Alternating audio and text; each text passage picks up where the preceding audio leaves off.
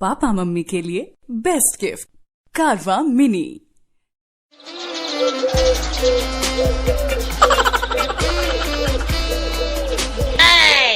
बेटा मौज कर दी।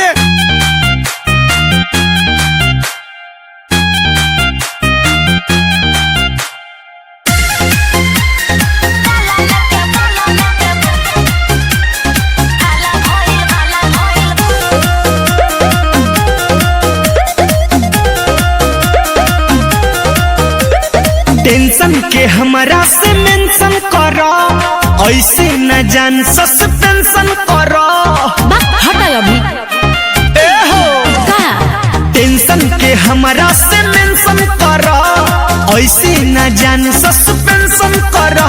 बोल काहे तोहर मुंह काला भइल बा? सुनो, अरे राते वाला पुआ राते गला में के बात पूरा गांव भमे हाला भइल बा। एहो राते वाला पुआ राते गला में के बात पूरा गांव भमे हाला भइल बा।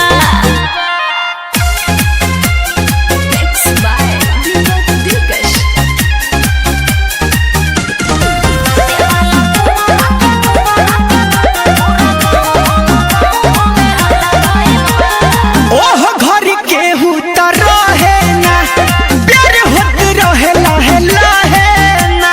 अरे कौन दिक्कत हो गई? कि छुपा के लइका एगो वीडियो बनैले बा, आ हमरा पापा जी से जाई के देखैले बा। हमर प्यार के दीवार कौन साला भइल बा? बड़का भैया और के कि राते वाला